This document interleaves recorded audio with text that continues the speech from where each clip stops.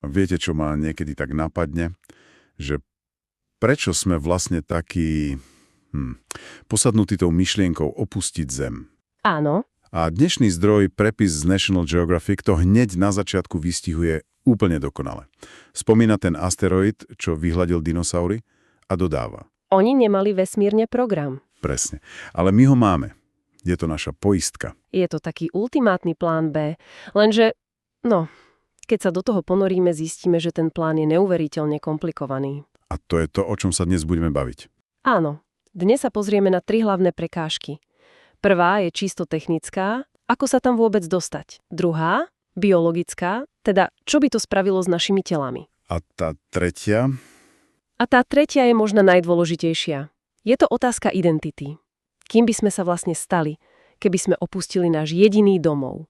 Tak, poďme na to. Lebo ja som si vždy myslel, že je to len otázka silnejších rakiet. Ale ten zdroj to vykresluje skôr ako nebeskú choreografiu, ktorá je takmer nemožná. Je to presne tak. Ten príklad so stíhačkami je skvelý. Áno, tie stíhačky, čo sa počas zatmenia snažia udržať v tieni mesiaca. Letia rýchlosťou takmer 2700 km za hodinu a aj tak je to pre nich boj. A to je len tieň na Zemi. Teraz si predstavme, že Zem sa rúti vesmírom rýchlosťou skoro 110 000 km za hodinu. Šialené číslo. A Mars, náš cieľ, letí rýchlosťou vyše 80 000. Astronaut Chris Hadfield to opísal geniálne. Povedal, že je to ako snažiť sa Trafiť guľku inou guľkou. presne tak. Trafiť guľku guľkou. Sondy sú jedna vec, tie odpálime a dúfame. Ale poslať niekam krehkých ľudí, to je stále na hrane možného. Trafiť guľku guľkou. To je obraz, ktorý človeku zostane v hlave. Dobre, takže aj keby sme nejakým zázrakom zvládli túto, povedzme, kozmickú biliardovú partiu, čaká nás ďalší súper. Naše vlastné tela. Naše tela, ktoré tu na Zemi fungujú podľa úplne iných pravidiel však. A to je možno ešte väčšia výzva. Sme stvorení gravitáciou. Zdroj popisuje, ako astronauti vo vesmíre okamžite začnú trpieť. Strácajú svaly, kosti. Spomínali tam jedného, ktorý stratil až 8% hustoty v bedrových kostiach. 8%. A to je len začiatok. Lebo ono je to tak, že v našom tele je viac bakteriálnych buniek ako ľudských. Fakt? Áno. A nie sú to len nejakí pasažieri, je to nevyhnutná posádka. Celý tento náš vnútorný ekosystém by sme proste museli vziať so sebou. To je fascinujúce. Takže nie sme len my, ale celý mikrosvet, ktorý by sa musel sťahovať. V tom zdroji ma zaujal ten detail o krvi podkovára krabieho. Aha, áno. Že sa používa na detekciu kontaminácie. Je to tvor starší ako dinosaury a jeho modrá krv chráni našich astronautov.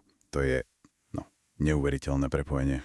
Presne. A okrem gravitácie a mikrobov je tu ďalší neviditeľný nepriateľ. Radiácia. Radiácia. Naše magnetické pole je náš štít. Bez neho sme vystavení slnečným erupciám a kozmickým lúčom. Počkajte, tu je ten detail, ktorý ma úplne dostal. Ten zdroj hovorí, že astronauti niekedy vidia záblesky svetla. Aj so zatvorenými očami? Áno. A že to je doslova žiarenie prechádzajúce ich zrakovým nervom.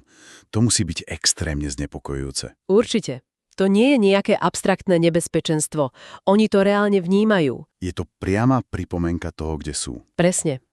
Vedci v Černobyle pozorovali, ako radiácia spôsobuje mutácie. Hmyz, pavúky, ale niektoré organizmy, napríklad baktérie, si dokázali vyvinúť odolnosť. Čo otvára otázku, či by sme sa časom mohli adaptovať aj my však? Áno, ale za akú cenu, kým by sme sa stali? Takže máme fyzikálne zákony proti nám, vlastnú biológiu proti nám, vesmírne žiarenie. A ako by to nestačilo, zdroj ukazuje, že najväčší nepriateľ môže byť nakoniec v našej vlastnej hlave. Psychika. To je obrovská prekážka. Simulácia Hayes to ukázala úplne jasne. Ten stres z izolácie, z odlúčenia od všetkého, čo poznáme. HISIS. To bola tá misia, kde vedci žili mesiace v kúpole na sopke na Havaji, aby napodobnili izoláciu na Marse, tak? Áno, presne tá. Pamätám si, že tam boli obrovské psychické problémy. A to boli stále na Zemi. Presne. A to nás privádza k tej poslednej najhlbšej otázke. Ak by sme toto všetko prekonali a prežili na Marse, zmenilo by nás to? ako tých ľudí z kmeňa Bajau. Ten príklad je skvelý. Ľudia, ktorí žijú na mori a ich tela sa prispôsobili. Slezina sa im zväčšila, aby zadržala viac okysličenej krvi. A zrak pod vodou majú dvakrát ostrejší. Presne. Podobne by sa generácie narodené na Marse alebo vo vesmíre vyvinuli inak. A ten experiment s medúzami je ešte silnejší, no nie? Tie, čo sa narodili v mikrogravitácii. Sa po návrate na Zem už nevedeli orientovať, nevedeli, kde je hore a kde dole. To je desivá predstava, že by sme vytvorili generáciu ľudí, pre ktorých by bola Zem cudzia planéta. Ktorú by nechápali. Takže kam nás to celé privádza? Vyzerá to tak, že táto cesta za záchranou nášho druhu nás môže zmeniť na nepoznanie. Možno môžeme opustiť našu planétu. Ale nemôžeme z nás dostať tú planétu. Áno, ako hovorí zdroj, prestali by sme byť pozemšťanami.